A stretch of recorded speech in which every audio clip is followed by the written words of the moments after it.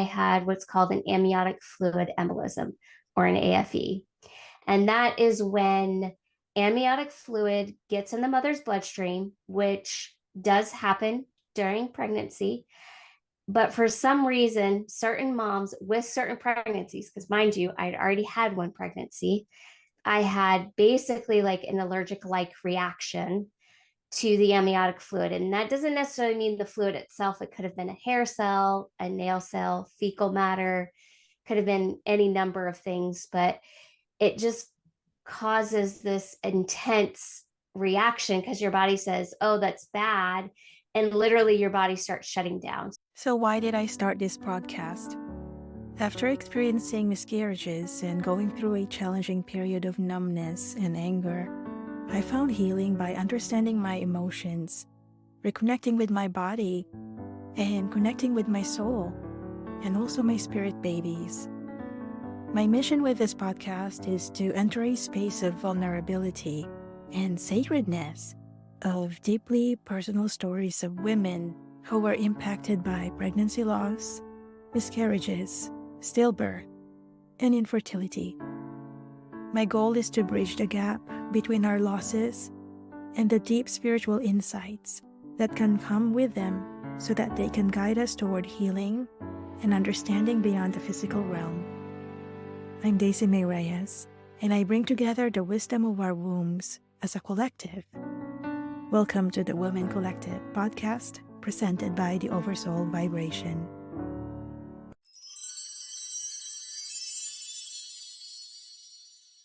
Our guest today is Garrett. She's a maternal health and disability advocate who became disabled at age 34 due to a traumatic birth experience. She also hosts the Birth Trauma Stories podcast to support and advocate for fellow perinatal trauma families. So welcome to the show, Catherine. Thank you. Thank you so much for having me. I really appreciate it. Yes, thank you so much. Is it okay if I could call you Cathy? Yeah, either's fine. All right, Absolutely. perfect. Yes, thank you, Cathy, and welcome again to the show. So I was reading your bio, and you have been a powerful voice, especially in the maternal health and disability advocacy space. I want to know, how was your experience with that perinatal trauma that you have encountered, and how did that shape your advocacy work? And what drives your passion for, supporting and advocating for the families? Yeah, so I want to back up a little bit because I had my first daughter several years prior to my severe perinatal trauma. And at the time, I didn't really realize it was perinatal trauma. So, first, I want to kind of describe what perinatal trauma is because it can loosely mean different things for different people. So, kind of my umbrella term is any sort of trauma that you have during the perinatal period, the majority of your childbearing years. So, that's really like trying to conceive, the pregnancy itself, and up to a year or two postpartum. So, like I said, just kind of that time period where you're trying to welcome kids into your family and bringing kids home from the hospital. So, like I said, when I had my first daughter, I didn't realize at the time I experienced perinatal trauma. What happened is I had failure to progress, had an unplanned C-section, and then developed an infection, a uterine infection, when she was 6 days old and had to be readmitted to the hospital. And I remember coming home from that rehospitalization, kind of having really kind of the breath taken out of me, so to speak, of, am I going to have to go back to the hospital? And I, again, at the time didn't realize like that's a trauma response. I was walking into my house and was fearful that I was going to have to go right back, because when I was initially being discharged, I remember telling the nurse like, hey, I don't feel great. And they unfortunately dismissed me, and I went home, and the story, went back 3 days later and had to be readmitted. So it wasn't really until after I had my second and got into this space that I was like, oh wait, that experience was traumatic as well. And unfortunately, I also suffered from postpartum mood disorders after that first pregnancies. But in some ways, it helped prepare me for the second. So during my pregnancy, I had a pretty normal textbook pregnancy. They were somewhat concerned about a short cervix, but that turned out to be benign and nothing that needed any sort of intervention. But so when I was in labor with my second daughter, like, praise the Lord, I was already at the hospital, but I had what's called an amniotic fluid embolism, or an AFE. And that is when amniotic fluid gets in the mother's bloodstream, which does happen during pregnancy. But for some reason, certain moms with certain pregnancies, because mind you, I'd already had one pregnancy, I had basically like an allergic like reaction to the amniotic fluid. And that doesn't necessarily mean the fluid itself. It could have been a hair cell, a nail cell, fecal matter, could have been any number of things, but it just causes this intense reaction because your body says, oh, that's bad. And literally your body starts shutting down. So typically the first phase is you go into cardiopulmonary arrest, and then you go into what's called DIC. And that's where you're basically bleeding and clotting at the same time. And then you typically go into organ failure as well. And unfortunately, I had all three of those. So I initially coded 6 times over about 24-hour period. I had the DIC and went into kidney failure. So I was on dialysis for multiple days as well. But when all of that happened, they get the baby out very quickly. She did need to be resuscitated and rushed to the NICU, but she bounced back incredibly well. She has no long-term deficits except for a scar from a laceration. And she's just really the light of our life. Like, she exudes joy everywhere she goes.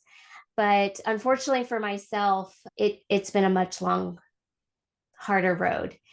I was in a coma for 9 days, had about 6 or 7 surgeries. And even on top of being on the dialysis, I was on a machine called ECMO, and that acts like your heart and your lungs for if your heart and lungs are not functioning. So I was on both of those, which I've since learned it's a rarity to be on both. But so, like I said, I was in a coma for 9 days, had a stroke at the same time, and then was in the hospital for a total of 3 weeks and went to inpatient rehab for 8 days. And I still do have drop foot in my right leg. I had thought it had healed enough to where I, didn't really need long-term intervention. Unfortunately, we've since, like, literally a month or two ago, learned I need a new brace for my leg.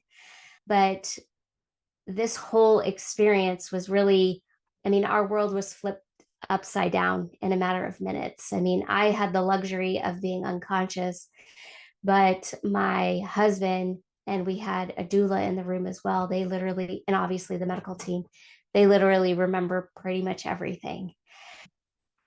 But thankfully, my husband takes things, one step at a time. Like, he's an incredible leader for our family and has really allowed me to focus on my recovery and focus on, I mean, I'm still in rehab. My daughter will be turning 5 next month. So that can just kind of give you the scope of what our family has been through.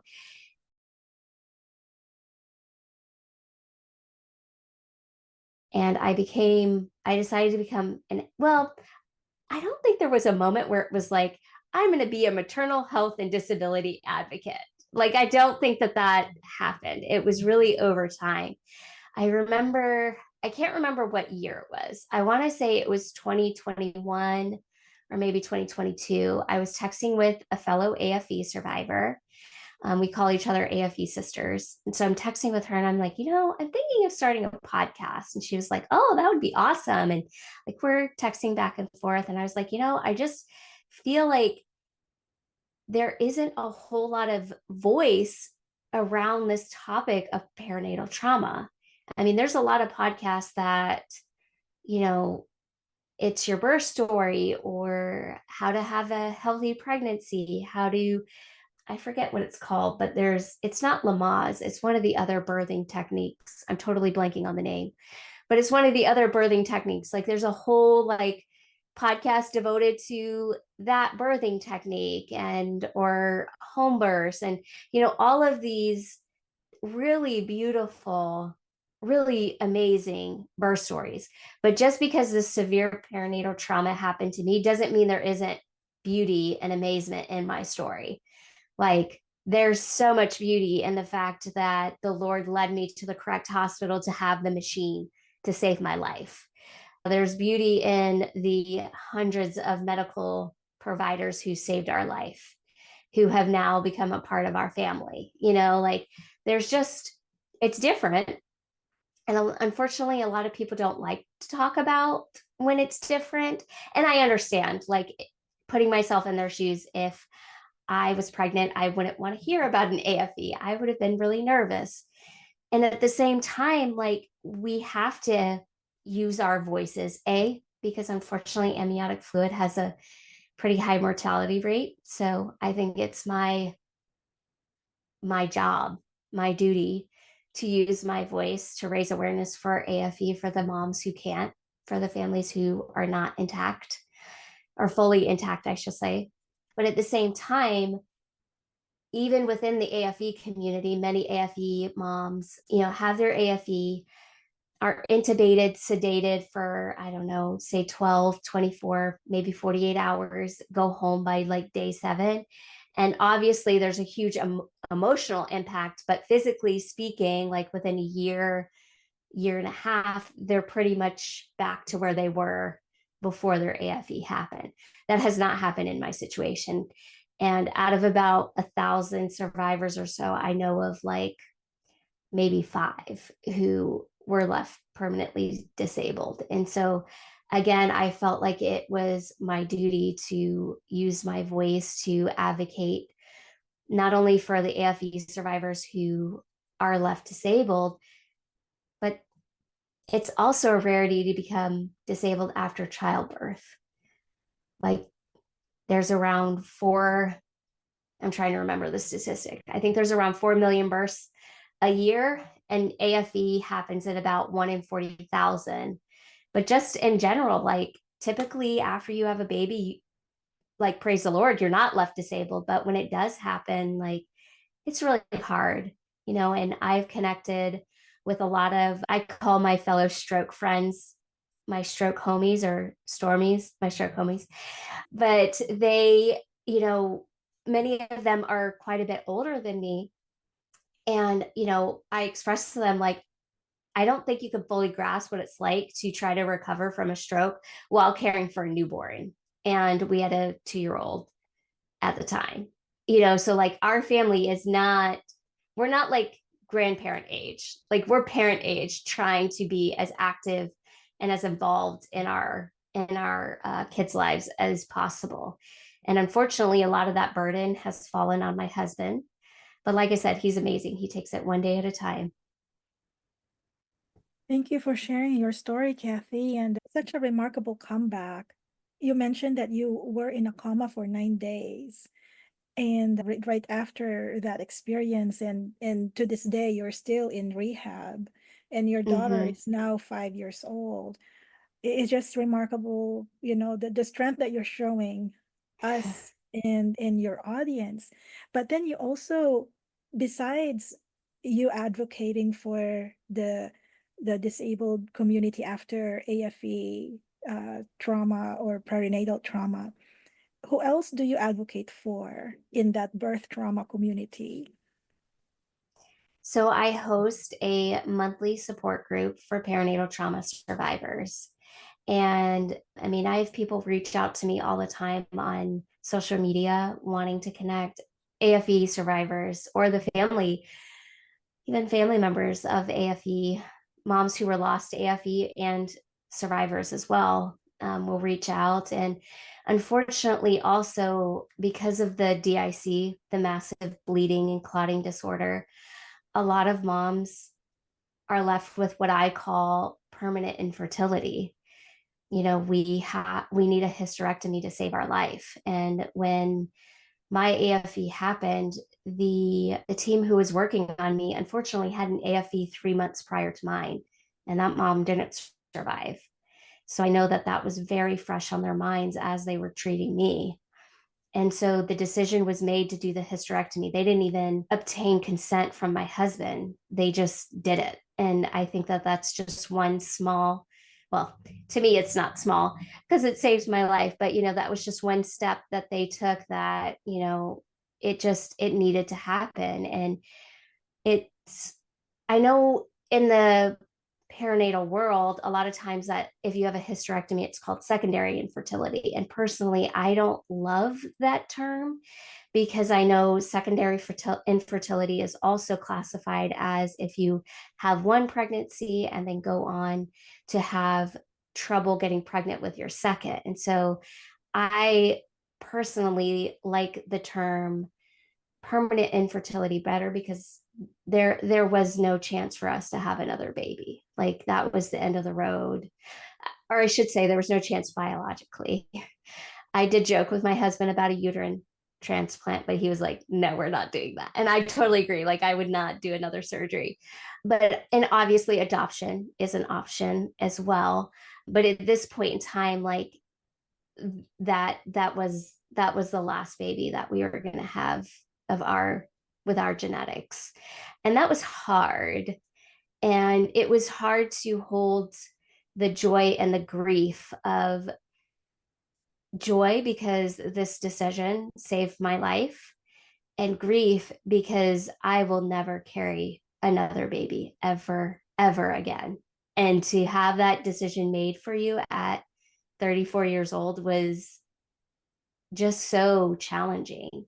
And there are still times when I'm, I don't know, at a baby shower or I see a mom who's pregnant, or even for some reason, probably because I missed an entire month of my second daughter's life because she was at home, I was in the hospital. But newborns, especially like if they're in their carrier, like for some reason like that really pulls on my heartstrings.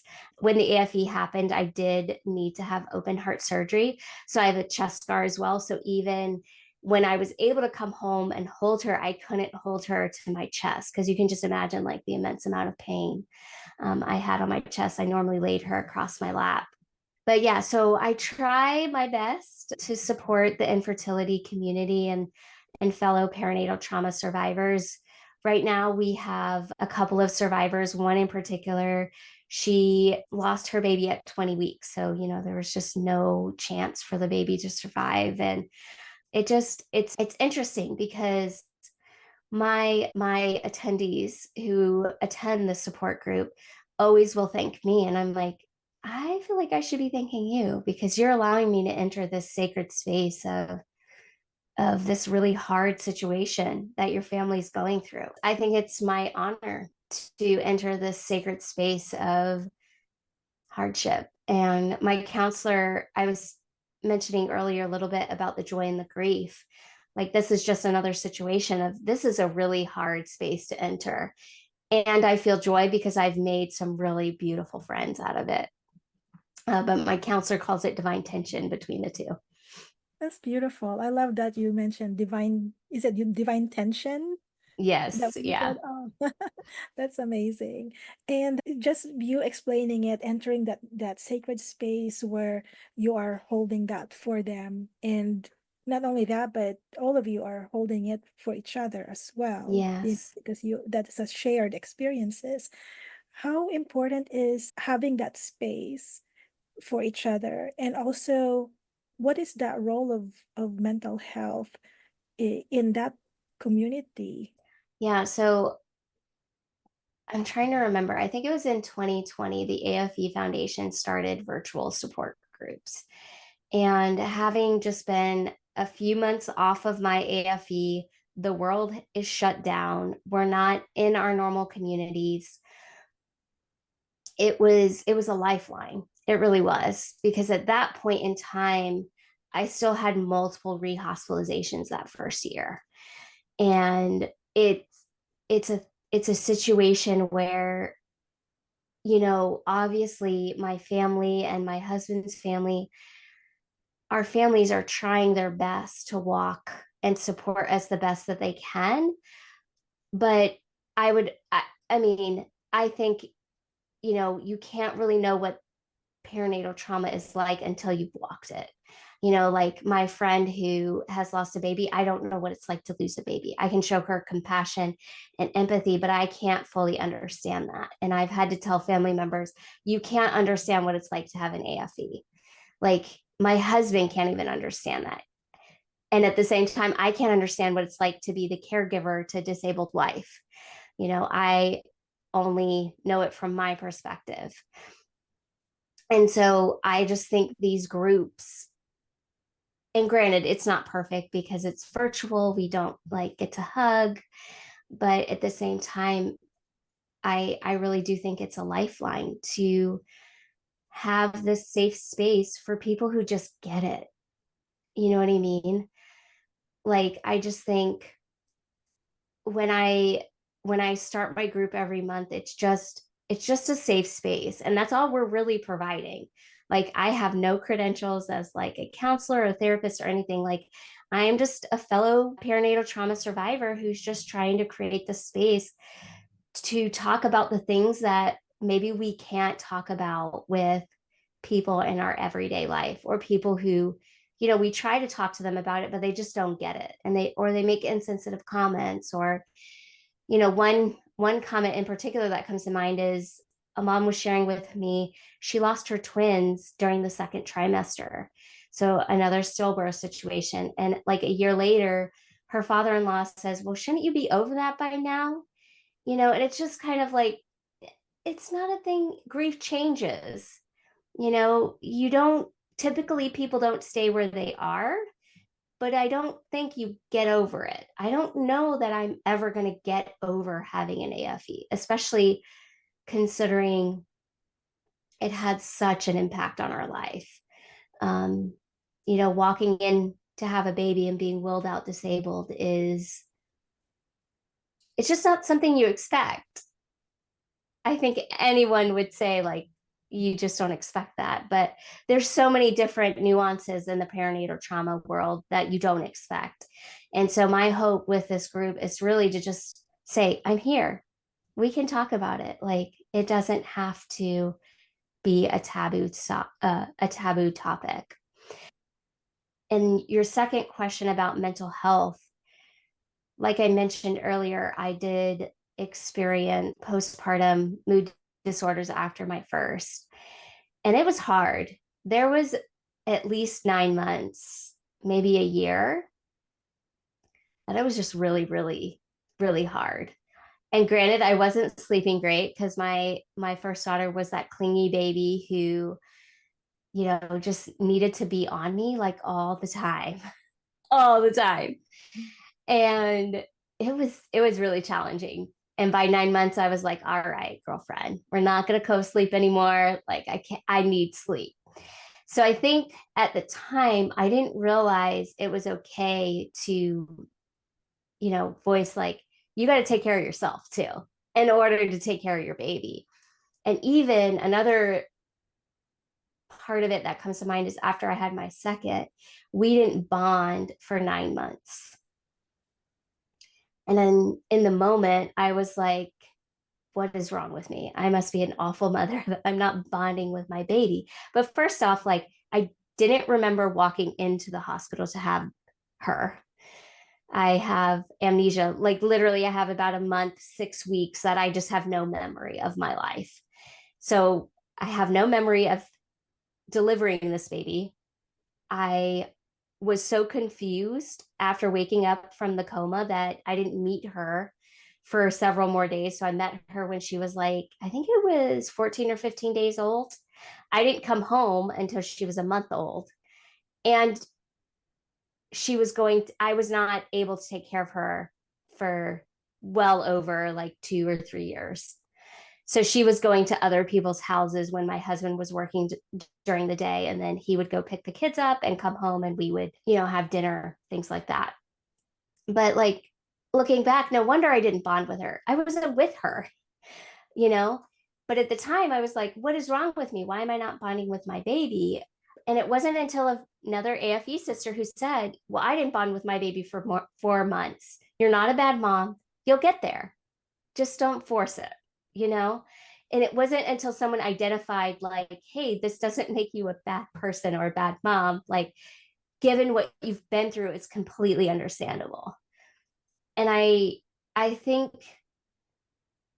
I think the tide is changing, but I think mental health in general is such a taboo topic in our culture.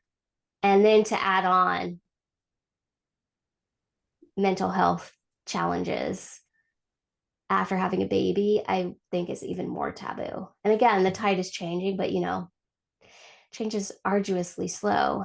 And so I think like I want to use my story to say like this is hard and you're not alone. Like I'm here with you and we're going to get through this together. Because there's power in numbers, right? Yeah, that's very true. And I love the community that you have because I believe there is really power in numbers, and you are advocating Absolutely. for this group of women in or parents. And with that said, you know, hearing their stories, hearing the similarities and the issues, the problems that arise with that, what changes or improvements do you hope to see in the healthcare, the maternal healthcare system to better support, families like yourself that are dealing with perinatal trauma? Ooh, that's such a great question.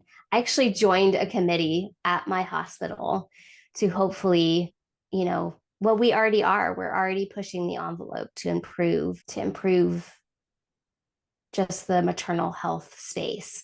So that the committee itself isn't focused only towards perinatal trauma survivors, but I think like one piece is if the mom says something, believe her. Like after I had my first daughter, when I explained to the nurse, like, can't catch my breath. I don't feel great. I just kind of feel like something's wrong. And they checked my vitals. My vitals were fine, which is the standard of care. That's what they're supposed to do. But at the same time, I know my body better than you do. And so that would be one, believe her. Like no matter what is going on, believe her. Number two would be after surviving any sort of perinatal trauma, I would love to see hospitals have better resources already in place as far as like if you're having a mental health crisis, call this number. If you need a lactation consultant, call this number. If you need help buying formula, call this number, or diapers, or whatever, just like more resources. Because after having the AFE, we were given a booklet of discharge papers as far as you need to go to this follow up. Obviously we went to OB. I had a neurology follow up. They dropped the ball on cardiology, but I was supposed to have a cardiology follow up. But I don't remember there being a whole lot of mental health resources, if any. And granted, that book, we were literally just trying to survive. And that booklet, well, no, my husband like handled that. But at the same time, like, I had no one to really talk to. My job, my quote unquote job, when I first got home was I was doing three different types of rehabs 3 days a week. And so that was my jobs between, I don't know how familiar you are with brain injury, but after any sort of brain injury, you need a lot of sleep too. Like you just need rest. So between those two things, like that's what I did for, well, 6 months until the world shut down, until COVID.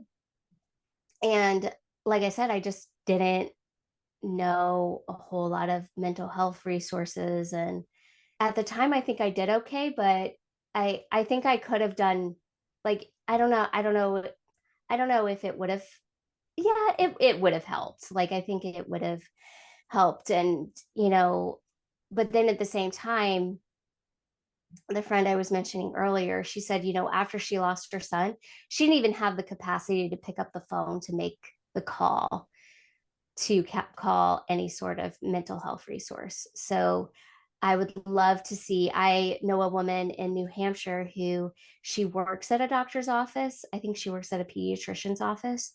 And so they have that questionnaire.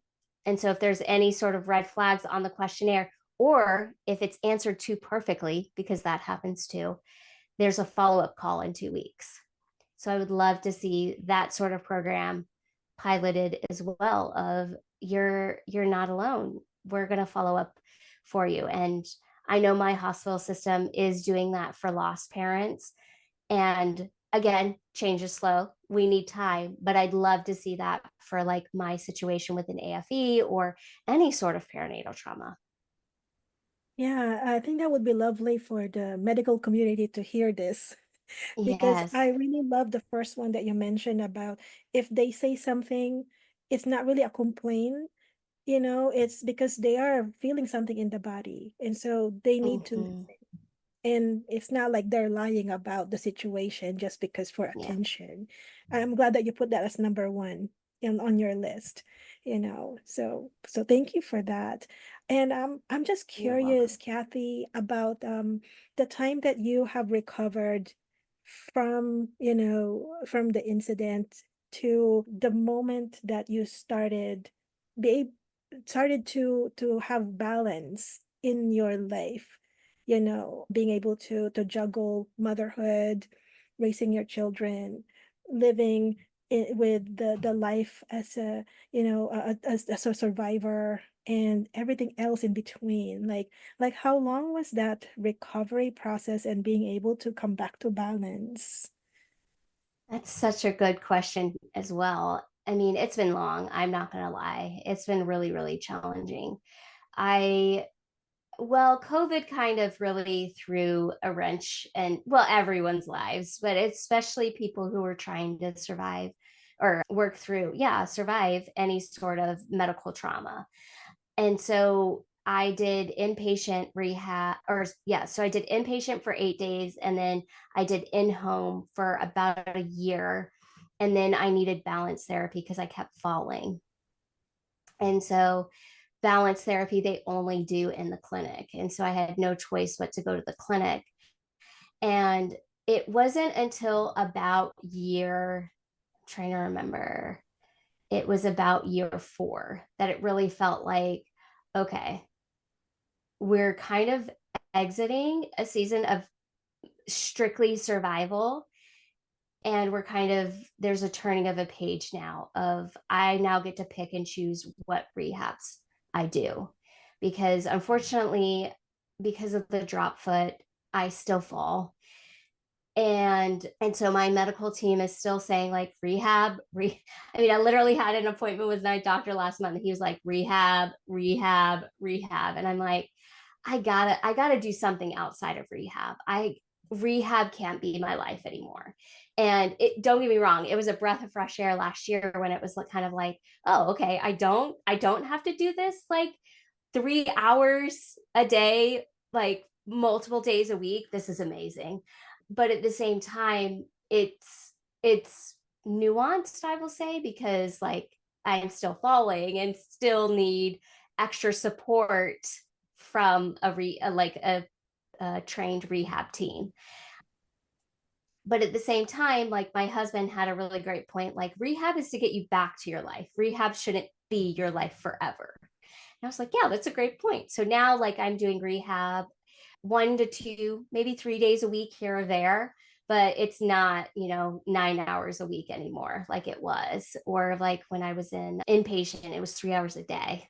And you could just imagine like how exhausting that was.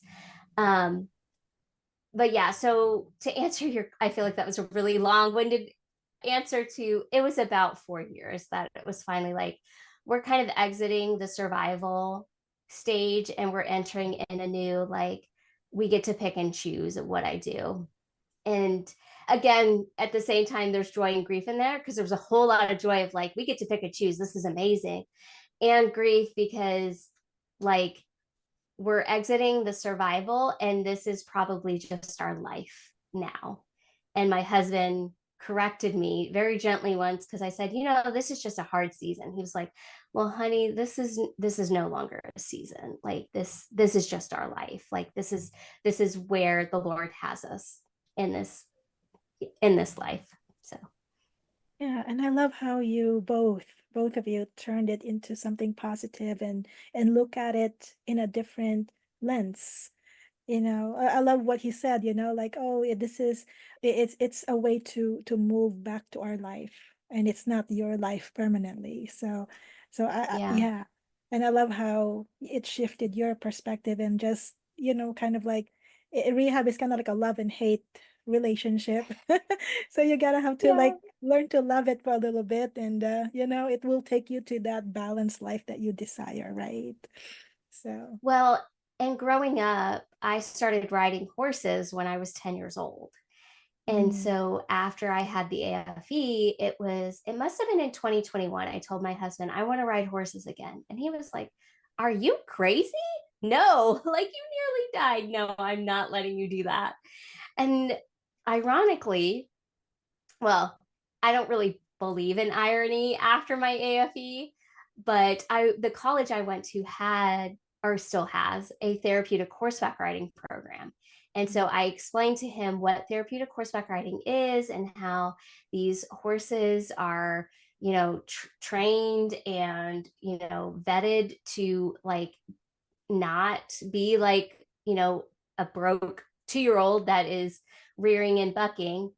Also, the instructors have to go to a special school and get like observation hours, and they have to go through schooling, and like it's a whole process. Like it's not just, oh, they can go teach horseback riding lessons. Like it's a very controlled, or they're still animals. You can't 100% control animals, but they control the environments as best they can. And it's a very structured place. But and again, like joy and grief, there is grief because it's not like it used to be. Growing up, I had my own horse in high school, and I would ride her over the summer for 3 4 hours a day, and 5 6 days a week, and not think twice about it. Like that's just what we did when we were kids. And now like I'm riding maybe 15 20, maybe 30 minutes, and I have to get off the horse because I'm in so much pain, or I'm exhausted or whatever. So it's not like it used to. But to just get one small piece of my life back to before the AFE happened, has just been really, really life giving. So I would say that was a huge win in my recovery as well. Kathy, I'm interested to learn about the time that you went into coma for 9 days. And do you recall having consciousness during that time, or consciousness after the coma? And what was the experience that you had? So the only thing I really, really remember is I kind of remember being in this white tunnel, and it was like the brightest white you could picture. Like I don't even know how to accurately describe it. But and I just remember hearing a voice say, "It's not your time yet." And there was a point when I was in the coma. So, like I said, I coded multiple times through those first 24 hours. And I came out of the first surgery stable, still very, very sick, but stable. And they didn't put me on the ECMO machine. And then it was after that second surgery that they couldn't stabilize me. And so that's when I needed to go on the ECMO machine. And so after that second surgery, my husband's he's an engineer, just to kind of give you an idea of how his brain works. And so he's kind of always thinking one step ahead. And it drives me crazy when I'm trying to talk to him because he's always like talking over me. And I'm like, can you please just back up? Can you slow down, please? But so I came out of that second surgery, and my husband says, well, after the last surgery, you said ECMO was the next step. What's the next step after this? And the surgeon says, unfortunately, that's all we can do for her. It's up to her. Like, that's it. And so fast forward like 12-ish hours. And my husband said, I got a look in my eye that I just wanted to die. I just wanted to give up. And so that's when he brought my daughter in to meet me. And so I have no conscious memory of this interaction, but I did get to meet her. I think it was on day 3. And he said that when she was wheeled into the room, he, leaned over to my bed and said, the baby's in the room.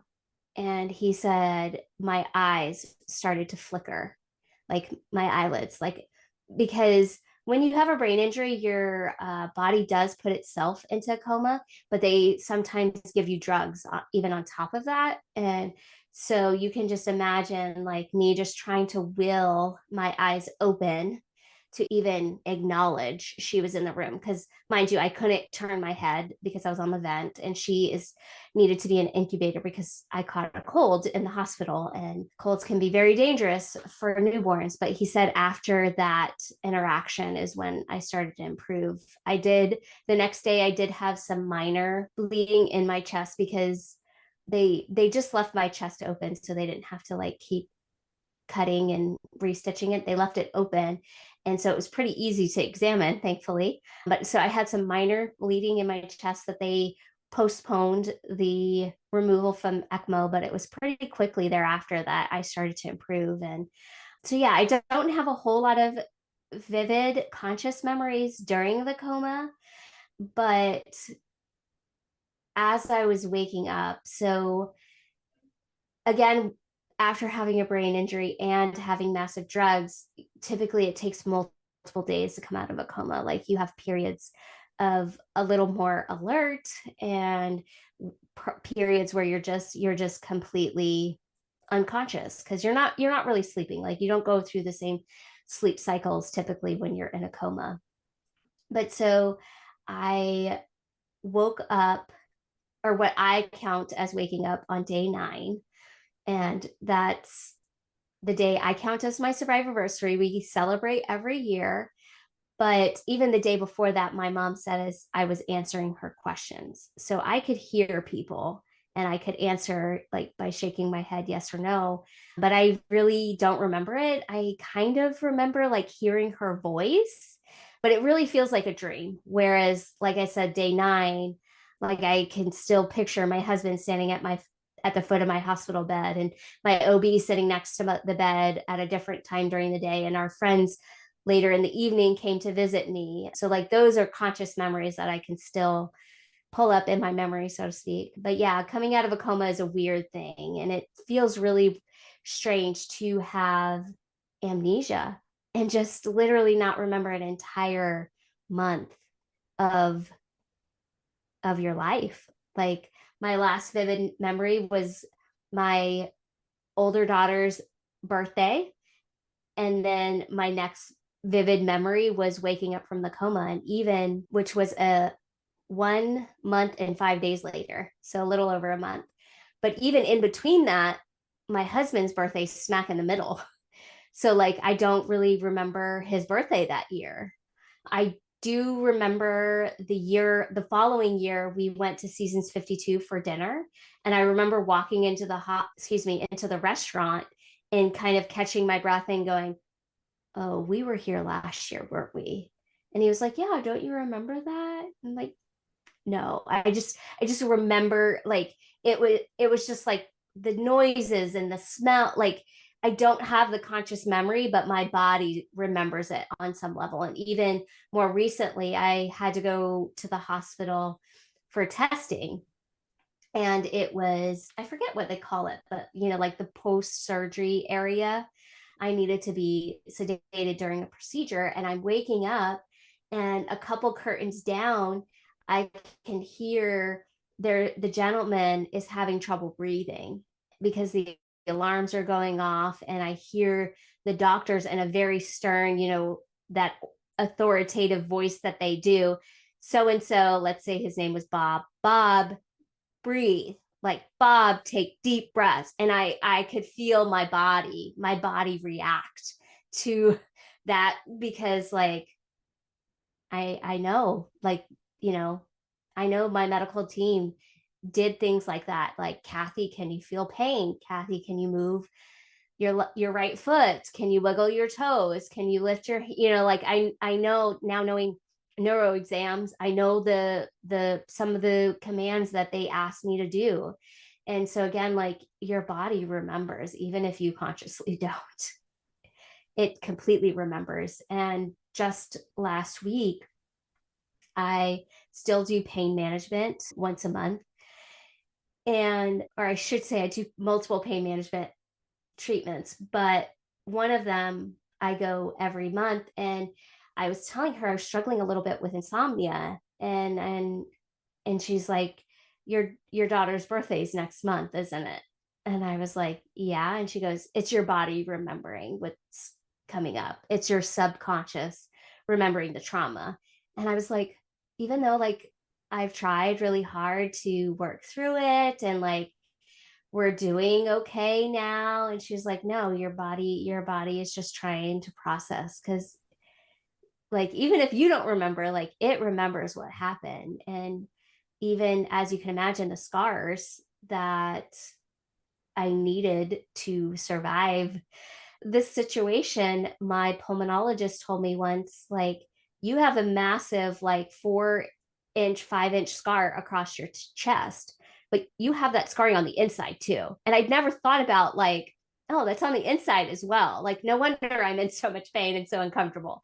But I just think, like, it's a very weird conundrum, I guess I'll say, to like go through this experience. Yeah, so every year, whenever you celebrate your daughter's birthday, your body is remembering the trauma. Is that what you're saying?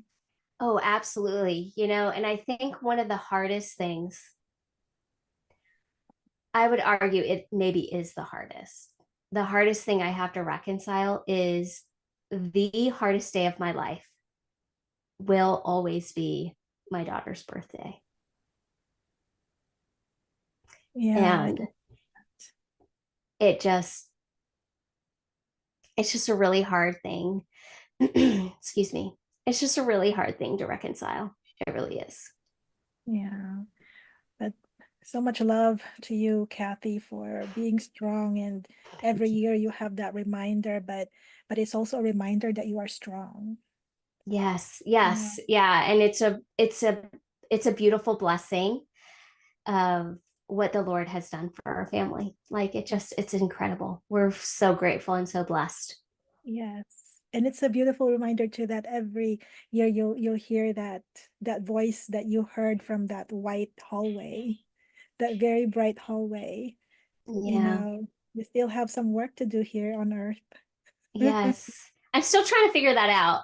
But at the same time, this experience has made heaven so much more real for me. Like, I am, I mean, literally, if the Lord took me in this moment, I'd be like, yes, please. I am ready. Let's go.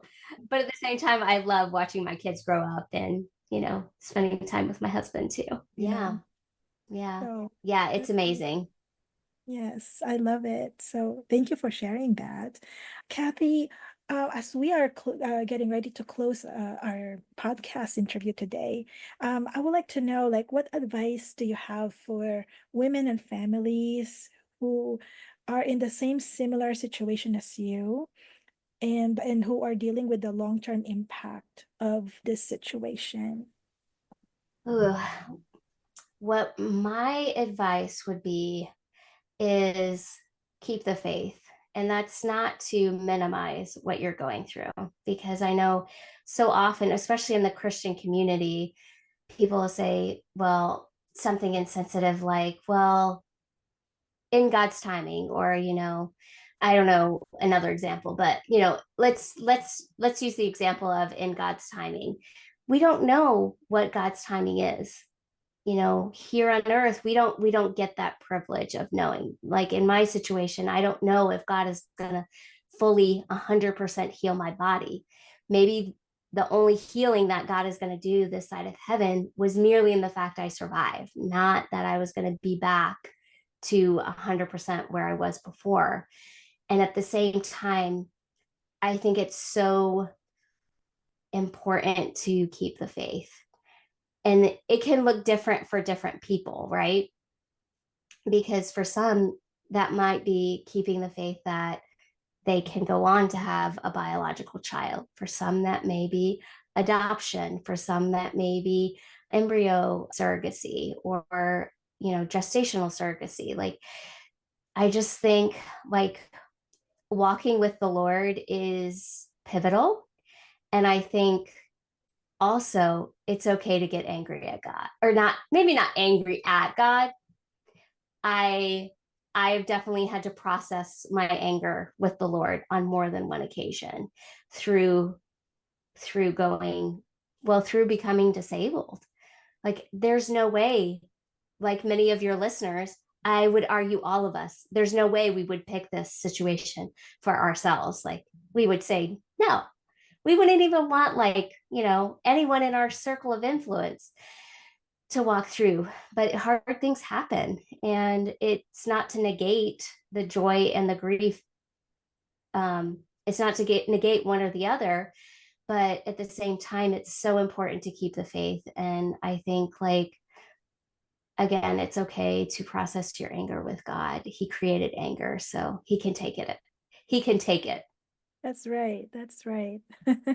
Yeah, from time to time, because I had two miscarriages of my own, and Yeah. I couldn't have children after that. So I don't have living children with me. But, from time to time, in the beginning stages of my life, that's always like the number one question that we ask with anger. Like why? But we will never know as to why, and it's okay to feel that anger, like you said, and I feel that anger is temporary as well. So, you know, Yeah. it will I think pass. also I think also it's important to give yourself time as well. I'm not sure if your listeners know a woman named Jodi Tata Erickson, but she had an accident in her teenage years that left her permanently disabled. And she's now like maybe in her late 50s, early 60s. And she said how she is thankful for the accident, because had she lived a carefree life, she's not sure she would have grown as close to the Lord.